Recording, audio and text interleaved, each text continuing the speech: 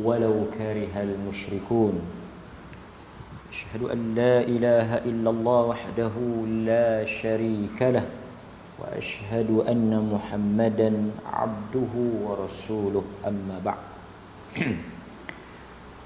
Hadirin mukminin, tuan-tuan, muslimin muslimat yang dirahmati oleh Allah Subhanahu wa taala, kita malam ini sekali lagi Allah Azza wa Jalla memberikan peluang dan pertolongannya untuk kita duduk menyambung mendengar hadis-hadis Nabi sallallahu alaihi wasallam. Mudah-mudahan tuan-tuan, warisan tinggalan pusaka baginda Rasul kepada kita dapat kita ambil dan kita manfaatkan, kerana baginda Rasul sallallahu alaihi wasallam menyatakan dengan jelas bahawa apabila baginda wafat, baginda tidak meninggalkan harta dinar ataupun dirham. Wa innal anbiya lam yuwarrithu dinaran wala dirhaman. Apabila para nabi, para anbiya, para rasul, mereka itu meninggal atau wafat, mereka tidak meninggalkan kepada umatnya dinar wala dirham. Tidak ada tanah, tidak ada wang, tidak ada harta yang ditinggalkan atau diwariskan oleh baginda Nabi sallallahu alaihi wasallam. Hatta di kalangan kaum keluarga Ahlul Bait, kaum keluarga Nabi sendiri pun tidak ada warisan dan tinggalan. Tetapi yang diwariskan atau ditinggalkan untuk kita umatnya berlumba-lumba mengambil, mencari dan mewarisinya. Wa innal anbiya, sesungguhnya para nabi itu mereka mewariskan kepada umatnya, meninggalkan pusaka, warisan. Yang kita sedang baca ini adalah warisan nabawi, warisan para nabi, warisan tinggalan pusaka yang Nabi berikan kepada kesemua umatnya. Kita sedang mengambil harta pusaka, warisan tinggalan baginda Nabi, iaitu hadis-hadisnya. Sesuatu yang bernilai. Rugilah orang yang mendengar dan melalui majlis hadis ataupun majlis ilmu, mereka tidak duduk untuk mengambil warisan ataupun pusaka Nabi sallallahu alaihi wasallam.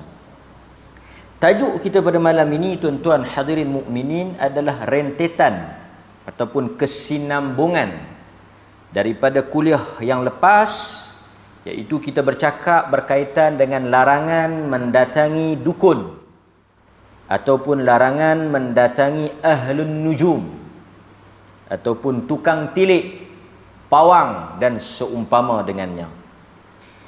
Apabila kita bercakap ataupun kita membaca berhubung dengan tajuk arraf, kahin ataupun tok bomo, tukang tilik ataupun pawang ini, kita tidak boleh lari daripada bercakap tentang isu jin, kerana di sana ada hubungan, ada ta'awun, ada kerjasama di antara manusia dengan jin. Sebab itu kalau kita tengok asal usul kepada wujudnya ilmu hitam, ilmu yang buruk, sihir ini adalah daripada pakatan ataupun kerjasama di antara jin dan manusia. Jin, kalau kita sebut jin dalam konteks ini, dia merujuk kepada syaitan. Kerana jin itu, bangsa ataupun umat jin itu, di dalamnya ada kelompok yang disebut dengan nama syaitan. Jadi jin ni telah bersekongkol Tuan-tuan kena ingat, asasnya pertalian di antara manusia dengan jin ni, maka lahirlah apa yang disebut dengan sihir ataupun ilmu-ilmu yang salah, yang sesat ini. Maka hari ini ataupun malam ini yang secara lebih jelasnya kita akan bercakap berdasarkan kepada Al-Quran dan Sunnah tentang hukum memohon pertolongan atau meminta bantuan. Secara mudahnya tajuknya larangan meminta bantuan, pertolongan, perlindungan daripada jin. Ataupun mungkin untuk nak memudahkan lagi kita faham, kadang-kadang kita sebut dengan jin, kadang-kadang kita sebut dengan syaitan, atau lebih dekat dengan orang Melayu, sebutan yang lebih sesuai kita gunakan membawa maksud yang sama, larangan meminta bantuan hantu. Hantu. Kerana jin itu, syaitan itu, jin syaitan itu minal jinnati wan nas, adalah hantu yang dalam pahaman orang Melayu. Kalau tuan-tuan sebut hantu, hantu itu merujuk kepada syaitan.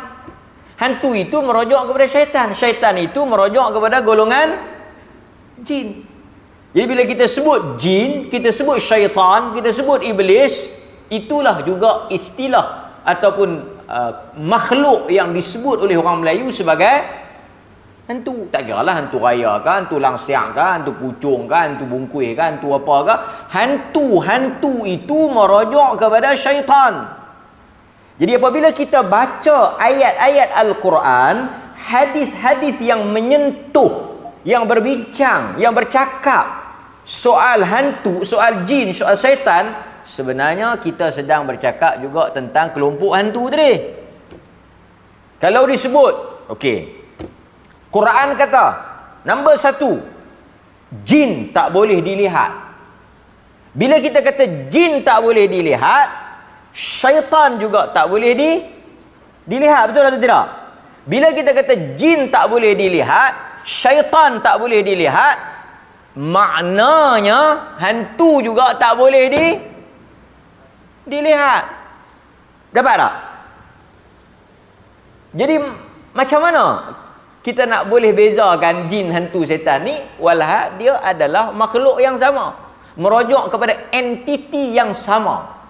Jadi bila Quran kata kamu tidak boleh melihat jin, kamu tidak boleh melihat syaitan, maka kita katakan berdasarkan ayat dan dalil itu, maka hantu juga tak boleh dilihat. Ataupun kalau tak tahu lah, kalau tuan-tuan faham tak hantu ni makhluk lain, kita nak tanya pula makhluk apa? Hantu Mak Limah. Hantu Mak Limah tu boleh dilihat. Pasal apa? Hantu Mak Limah tu boleh dilihat.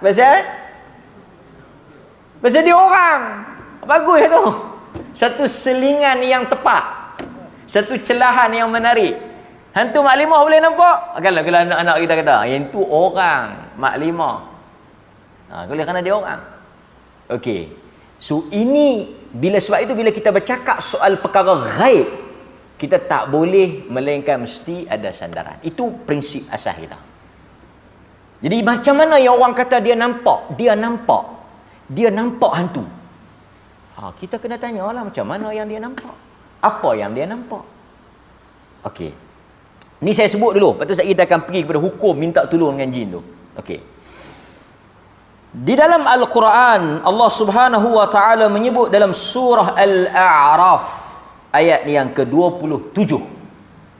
Surah Al-A'raf ayat 27. Allah Subhanahu wa taala menyatakan, innahu yarakum huwa wa qabiluhu min haitsu la tarawnahum.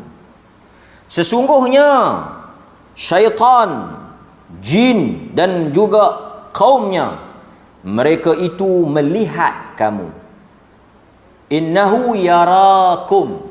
Mereka itu nampak kita. Sebab kita ni pasal apa manusia ni boleh dilihat? Kerana kita berada pada alam nyata.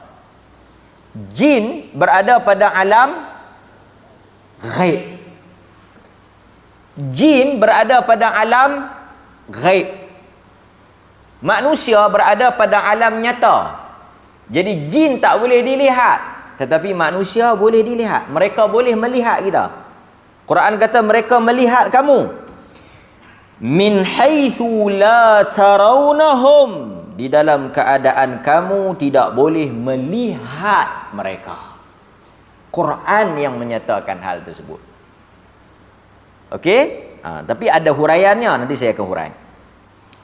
Di dalam menghuraikan ayat ini, para ulama menyatakan bahawa inilah dalil yang paling jelas bahawa jin tidak boleh dilihat oleh manusia. Adapun jin boleh melihat manusia. Manusia tak boleh tengok jin, tapi jin boleh melihat manusia. Nampak? Okey. Kemudian di sana secara ringkasnya wujud dalil-dalil yang juga sahih, sabit daripada Nabi sallallahu alaihi wasallam dan juga para sahabah radhiyallahu anhum ajma'in yang mereka melihat, bahkan sebahagiannya berkomunikasi dengan jin, dengan syaitan. Macam mana kita nak compromise, kita nak jamak dengan ayat ini? Kalau kita tengok dalil-dalil yang menunjukkan bahawa sahabat berbicara, bahkan mereka melihat dan melakukan sesuatu dengan jin ni, kalau kita lalu hadis-hadis itu, kita akan dapati mereka melihat bukan dalam rupa bentuk hakiki asli jin tersebut. Nampak? Jadi kesimpulan dia apa? Dia tidak boleh dilihat dalam rupa yang sebenar, hakikinya, tetapi dia boleh dilihat di dalam bentuk yang lain. Sebab Abu Hurairah melihat syaitan, jin, dalam bentuk manusia. Dia sendiri nampak, tapi bukan dalam bentuk jin, bukan dalam bentuk the real face, bukan dalam bentuk dia yang sebenar, yang bertanduk itu, bukan dalam bentuk yang sebetulnya, tapi dalam bentuk sebagai manusia yang pergi mencuri harta zakat. Kalau sempat kita lalu hadis itu, tapi saya sebut ni secara ringkasnya sebab nak bagi tuan-tuan nampak bahawa mereka tak nampak dalam. Abu Hurairah memang bercakap dengan jin tu. Abu Hurairah bukan setakat bercakap, bahkan cekik dan tangkap jin tu. Tapi dia bukan tangkap dalam botol. Dalam Sahih Bukhari tu, dia tangkap dalam bentuk orang. Hantu tu jadi orang. Jadi kalau tuan-tuan habang nampak hantu dalam bentuk orang, betul. Hantu punya kawan ni. Betul ya tu. Abu Hurairah tahu tak kata tu hantu? Syaitan. Tahu tak kata dia syaitan? Yang ni yang hantu kawak ni, hantu pencuri ni. Tahu tak? Tak tahu. Cuma dia berkomunikasi ketika berlakunya kejadian itu, ketika dia tangkap hantu tu, syaitan tu, jin tu, dalam rupa manusia. Dan dia anggap itu manusia yang suka curi. Jadi dia pegang dan kawan tu kata, aku akan bawa report kat Nabi. Pendekkan cerita. Kemudian Nabi yang habang, itu syaitan. Yang hang pegang malam tu hantu, syaitan. Nampak? So demikian juga ada riwayat yang Nabi SAW menyatakan, ini untuk orang Ahlul Madinah, telah masuk ke dalam Islam saudara kamu daripada kalangan jin. Jika kamu melihatnya di dalam rumah kamu, suruhlah dia keluar. Kalau 3 hari dia tak keluar, maka barulah kami bunuh. Dalam bentuk apa? Dalam bentuk apa tu? Ular. Dalam bentuk ular. Tapi kalau ular masuk dalam kok arau ni, duk suruh keluarlah. Tuan-tuan yang keluar. Tapi betul. Sebab itu ada riwayat seorang sahabat yang balik ke rumah dia, isteri dia duduk depan pintu. Dia kata, pasal apa hang duduk depan pintu? Pergi masuk tengok. Ada apa dalam bilik? Dia masuk-masuk tengok ada ular. Ular yang hakikatnya jin. Dan sebab itu, maksudnya boleh tengok jin tu, tapi jin tu dalam bentuk ular, bukan dalam bentuk jin. Pasal itu Nabi kata, suruh dia keluar. Kalau dia tak keluar, itu bukan jin Muslim. Itu bukan saudara kamu. Para ulama kata ini khas kepada Ahlul Madinah. Jin-jin di Madinah. Demikian juga kita baca dalam hadis, jin boleh transform, tukar jadi anjing hitam. Anjing hitam. Anjing hitam tu adalah penjelmaan jin. Masalahnya, bila tuan-tuan tengok anjing, tuan-tuan tengok orang, tuan-tuan tengok ular, tuan-tuan tengok makhluk-makhluk yang yang hantu menjelma ni, okey. Nak bagi mudah, bukanlah macam tu, tapi nak bagi mudah. Tuan-tuan biasa tengok tak cerita orang putih? Saya pun tak tengoklah sangat, tapi nak bagi contoh. The Matrix.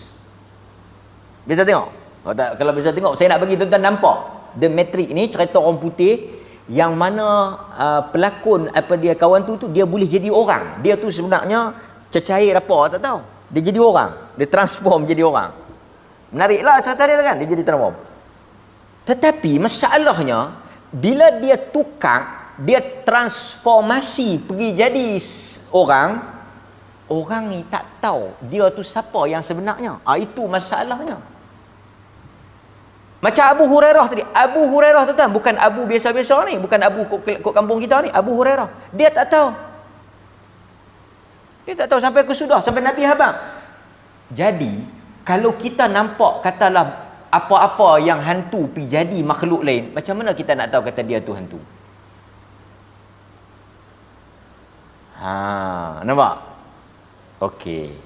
Dan tuan-tuan, yang saya nak habang kat tuan-tuan, banyak kali dah saya habang, yang mereka hantu-hantu yang duk ada dalam TV tu sebenarnya khayalan dia. Hantu pucung, langsiang, apa lagi? Mak lampir, lagi apa lagi? Pontianak, Dracula, hantu Cina, tu semua khayalan, imajinasi, bukan ada pun. Pi tangkap sekok mah. Pontianak yang dalam filem tu orang ni pelakon.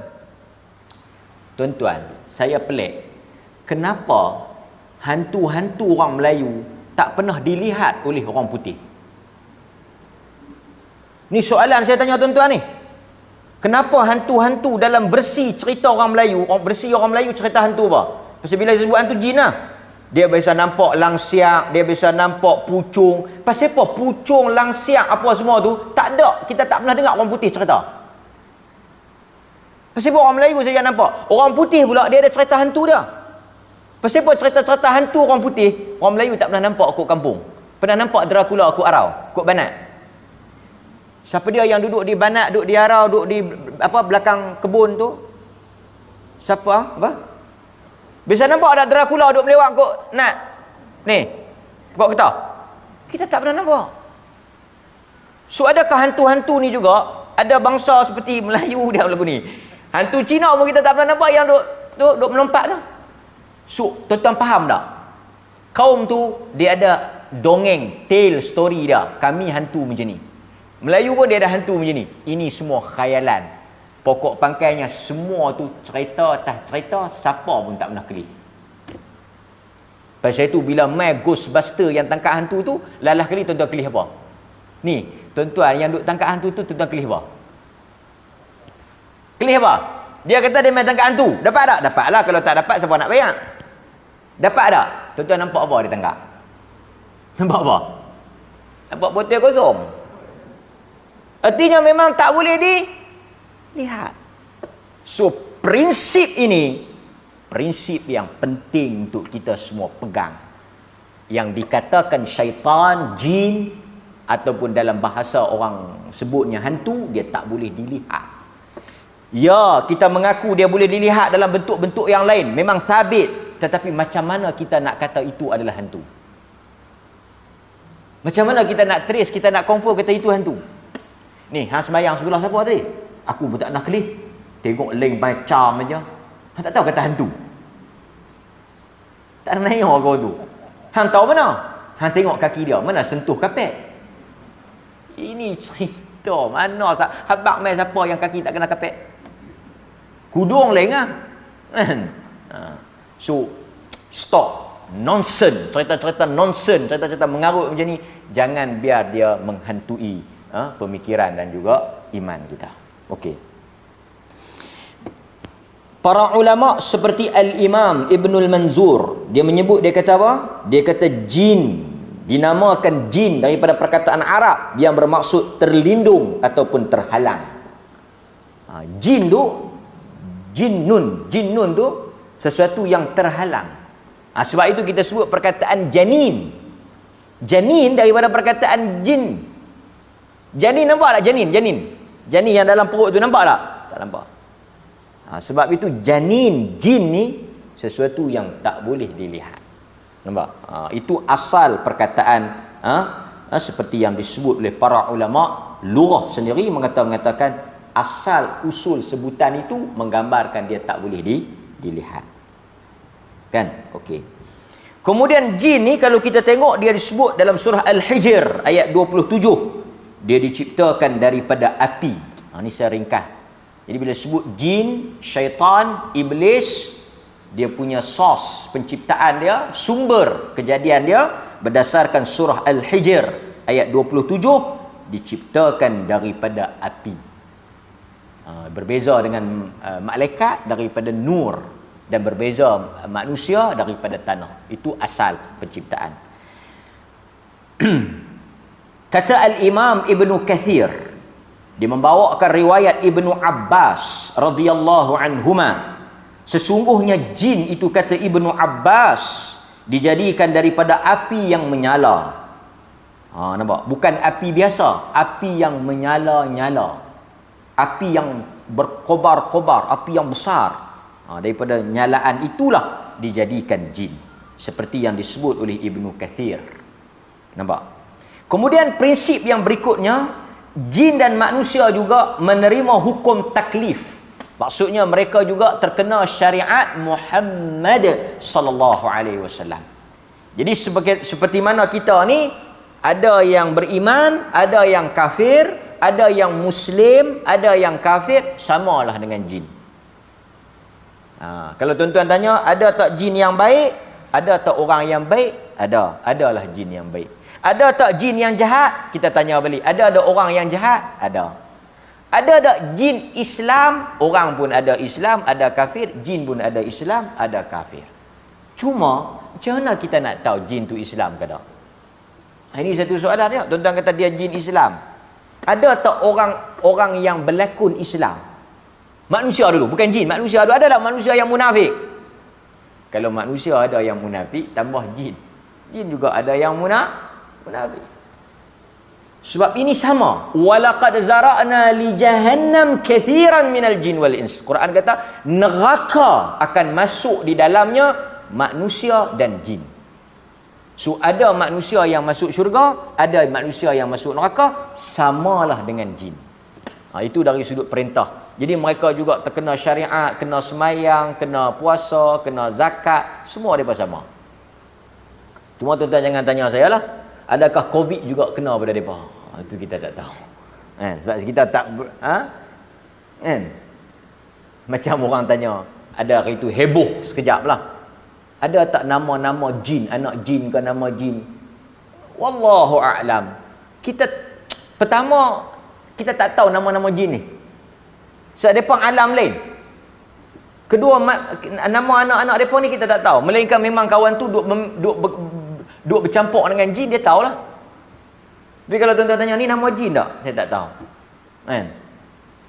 Sebab jin, alam mereka berbeza dengan alam kita. Mereka gaib. Kita tak tahu macam mana kehidupan mereka. Tapi syariat kena. Nampak? Yang tu khabarnya Nabi SAW bertemu dengan jin. Para sahabat ikut, tapi mereka tak bersama dengan Nabi ketika bertemu dengan jin. Tapi Nabi pergi jumpa jin. Nabi menyampaikan dakwah kepada golongan jin. Tapi ustaz-ustaz yang tak main ceramah di masjid, jangan duk kecoh pula. Awak tak main malam ni kuliah? Saya pergi kuliah kat jin. Yang tu tak betul ya kan? Nabi sabit pergi dakwah pada jin. Kan? Sahabat dia tunggu situ, Nabi pergi. Dan Nabi balik main. Artinya Nabi, pasal tu Nabi kata aku diutuskan kepada manusia dan jin. Nampak? Okey. Dan dalam Quran pun kata annahu qul uhiya ilayya annahu istama'a natharun minal jin. Sebahagian daripada jin ni mereka mendengar Al-Quran. Sami'na Qur'anan ajaba. Mereka dengar Quran dan mereka beriman dengan Quran. Sebahagian mereka beriman. Nampak? Jadi ini jelas menunjukkan bahawa jin juga disuruh beribadah. Seperti mana dalam ayat yang selalu kita baca dalam surah Az-Zariyat ayat 56, wa ma khalaqatul jin wal ins. Tidaklah aku menciptakan jin dan manusia illa liya'budun, melainkan untuk mereka melakukan ibadah kepada aku. Nampak? Jadi ini perbincangan. Jadi tak betul lah orang kata sebaik-baik jin sejahat-jahat jin sebaik-baik manusia. Jin yang paling jahat itulah manusia yang paling sebaik-baik jin. Sejahat-jahat manusia. Ini semua tak benar. Orang yang paling jahat dalam dunia ni itulah jin yang paling baik. Tak betul. Ada jin yang bertakwa, ada jin yang tak bertakwa, macam manusia. Semua akan dinilai oleh Allah Subhanahu wa taala. Okey? Berikutnya, kita masuk pula kepada perbincangan tentang hukum meminta bantuan jin. Okey.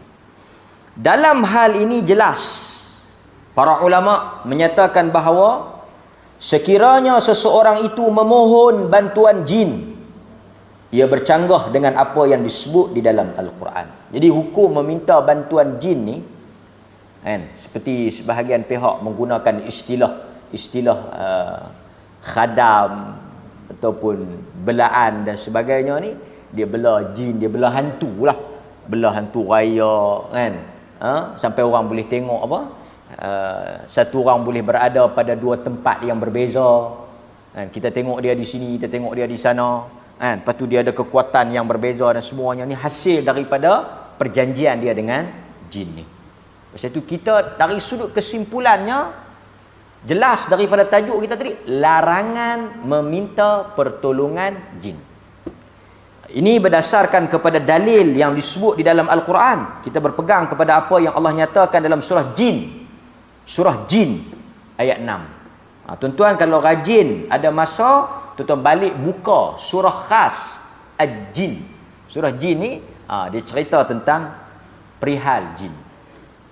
Dia kata kalau baca surah ni jin mai. Jin memang duk ada pun. Kita beranak-beranak lagi pun Allah Ta'ala dah hantar satu jin bersama dengan kita. Dalam hadis Nabi kata apabila manusia itu lahir, baginya jin qarin. Qarin tu jin tau. Jin yang jahat. Sahabat tanya, engkau pun ada qarin tu ya Rasulullah? Ada. Cuma Allah Ta'ala tadi berlaku khilaf di kalangan para ulama. Apa maksud? Nabi kata fa'aslama. Fa'aslama tu ulama khilaf. Qarin Nabi tu ada yang faham kata qarin tu telah masuk Islam, dia jadi baik. Satu lagi, Nabi telah diselamatkan daripada kejahatan qarin tu. Tapi saya nak bagi tahu setiap daripada tuan-tuan ni, termasuk saya, ada qarin. Qarin tu apa dia? Jin yang jahat. Qarin tu dia ada ketika tuan-tuan lahir sampailah tuan-tuan mati. Ada orang biasa tanya saya, dia kata kalau kita mati, dia mati juga tak? Tak. Pasal apa? Setiap makhluk ada ajal masing-masing. Dia ada ajal masing-masing. Boleh jadi umur kita takat 50, dia 55. Dia dah 5 tahun lagi, dia pergi kat orang lain pula. Faham tak? Dia tak mati sama-sama dengan tuan-tuan. Okey? Dia ada ajal dia, kita ada ajal kita. Bila kita sampai ajal kita, kita mati. Dia mungkin tak sampai lagi. Jadi ada apa tugas dia? Apa tugas qarin tu? Tugas qarin, jin yang berdamping dengan kita ni untuk menghasut dan menyuruh kita untuk melakukan kejahatan. Jin yang jahat, qarin ni. Nampak? Okey. Jadi memang dia duk ada dengan kita sentiasa. Jin ni duk ada sentiasa dengan kita. Berlegar-legar di samping kita. Pasal itu kita disuruh minta berlindung. Ada doa-doa yang minta mohon dijauhkan daripada jin. Tapi masalah tuan-tuan, bila kita duk ajak doa perlindungan daripada jin, jin tak kacau saya ustaz, yang duk kacau ni hantu. Yang tu yang kita susah hati tu. Faham lah bila kita kata doa perlindungan daripada jin, doa perlindungan daripada syaitan, itulah juga doa untuk tuan-tuan baca halau hantu. Kita ajak doa lindung daripada syaitan, dia tak puas hati. Dia kata bukan syaitan, hantu. Macam mana nak halau hantu? Bila syaitan pergi dengan hantu-hantu pergi. Nampak?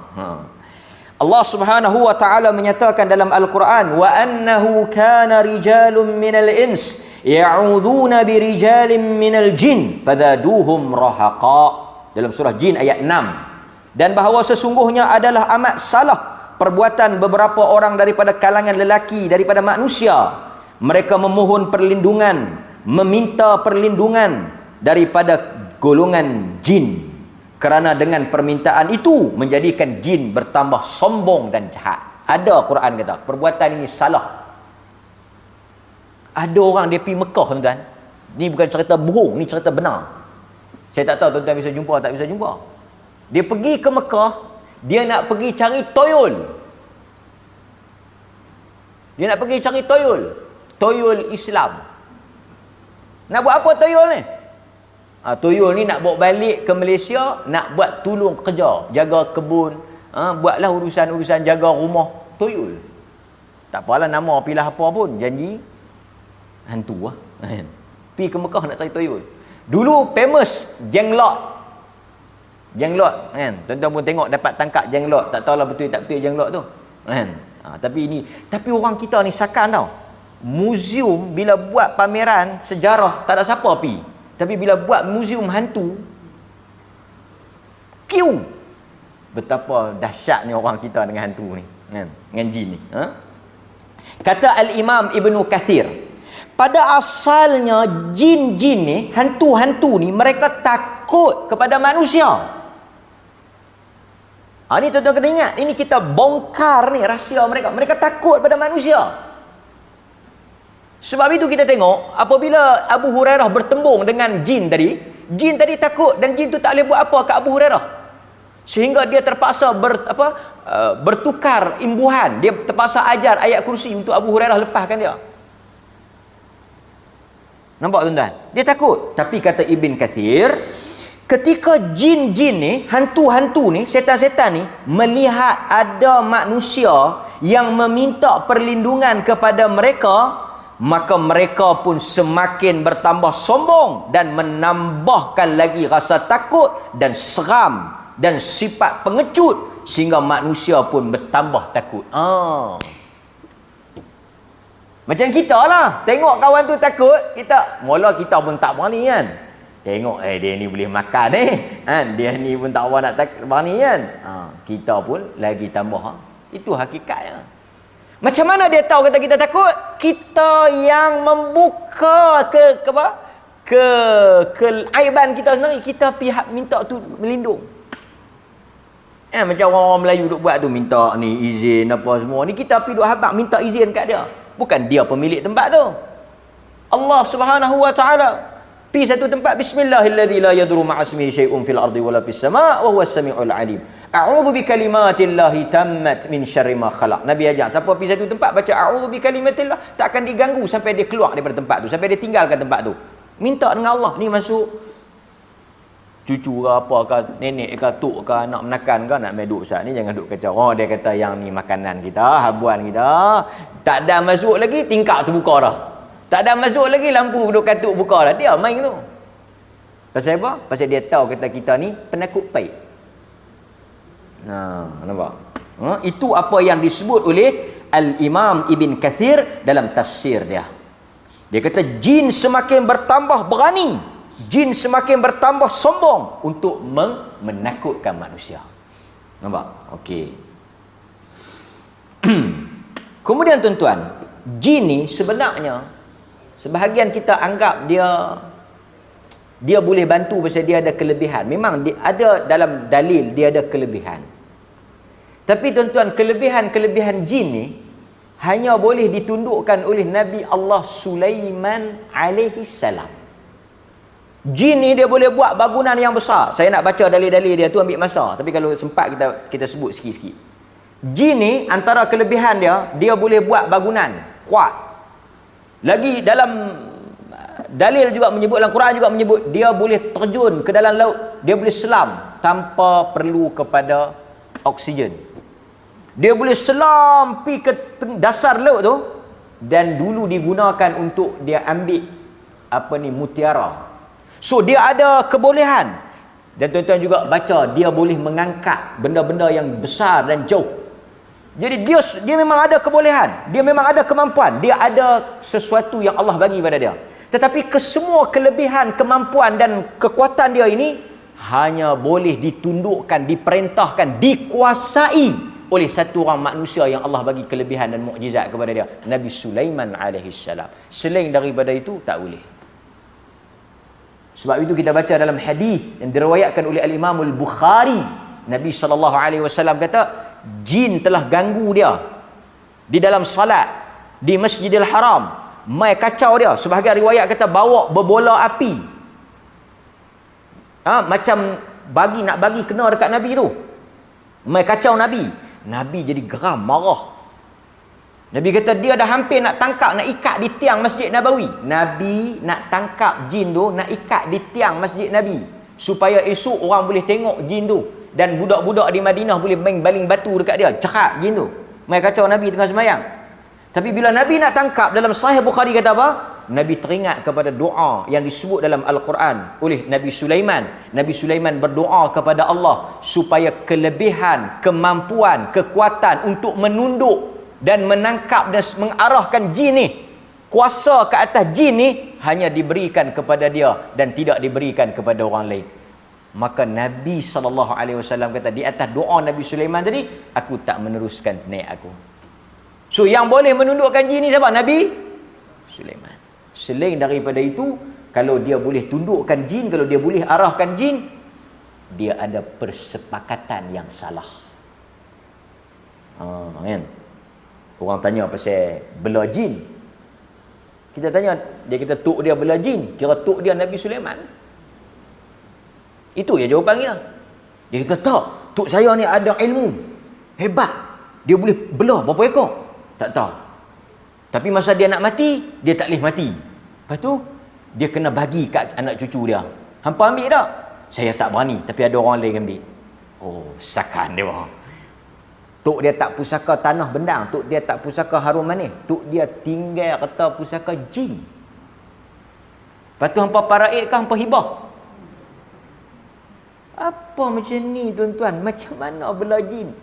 Tuan-tuan pernah tengok mana-mana riwayat sahabat-sahabat Nabi atau riwayat daripada Nabi sendiri yang bela jin? Hatta dalam peperangan pun tak ada riwayat jin mai tolong. Yang sabit dalam nas, malaikat mai tolong. Nampak? Ini bahkan tuan-tuan, kalau kita tengok juga, jin ni dia macam kita, ada kelebihan, ada kekurangan. Antara kekurangan jin ni, benda-benda gaib dia tak tahu. Dulu dia boleh tahu pasal dia duk curi dengar. Ni saya cerita secara ringkas ni, dia duk curi dengar di langit. Apabila Allah Subhanahu Wa Taala berikan berita kepada malaikat ni dia pun bersembang, berbual tentang berita gaib tersebut sesama mereka. Masa ni dia duk curi dengar. Bila yang dia tak boleh dengar dah? Bila dulu dia duk curi dengar, dia curi dengar. So dia dapat tahu. Bila dia dapat curi dengar, dia bagi tahu dekat geng dia yang daripada kalangan orang manusia ni. Tetapi apabila Al-Quran diturunkan, dia sudah tidak boleh mencuri dengar. Tuan-tuan, dia heran. Pasal apa dia tak boleh curi dengar dah? Pasal apa dia tak dapat maklumat dah? Baru dia tahu Al-Quran diturunkan. Dia tak boleh curi dengar. Pasal itu dia tak tahu. Tapi Nabi kata dia dengar 1, 2 ya. Yang dia main habaq kat hampa 10. Maksudnya dia sendiri campur dengan berita-berita bohong. Dan tuan-tuan baca tak dalam Quran cerita macam mana ketika mana Nabi Allah Sulaiman meninggal, dia tak tahu kata Nabi Sulaiman mati, wafat. Lemahnya jin. Tapi kita seolah-olah bergantung kepada jin. Yang ni yang salah. Tuan-tuan tengok dalam surah Sabah. Saya baca terjemahan dia.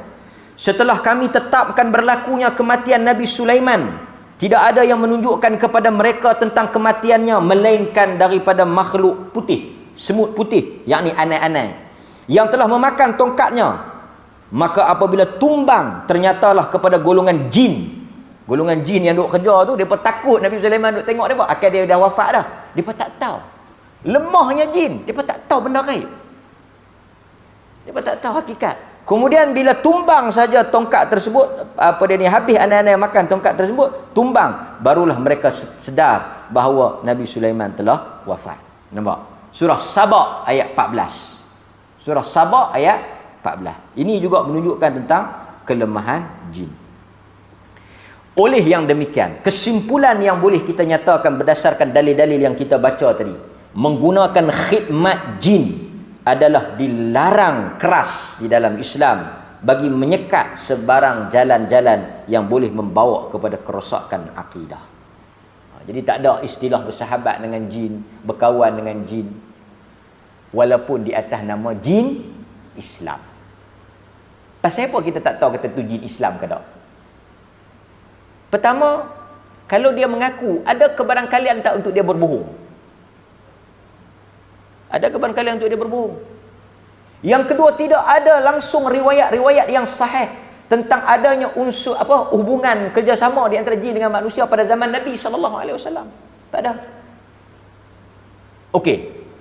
Tuan-tuan baca peperangan Khandaq. Siapa yang korek parit? Perang Khandaq, siapa korek parit? Nabi SAW. Sahabat sampai terlepas semayang, punya letih. Tuan-tuan baca dalam hadis. Tidak ada juga Nabi menggunakan khidmat jin untuk korek parit. Tengok-tengok siap. Umar tanya, ya Rasulullah, kita baru nak korek, tengok-tengok siap. Siapakah gerangan yang korek?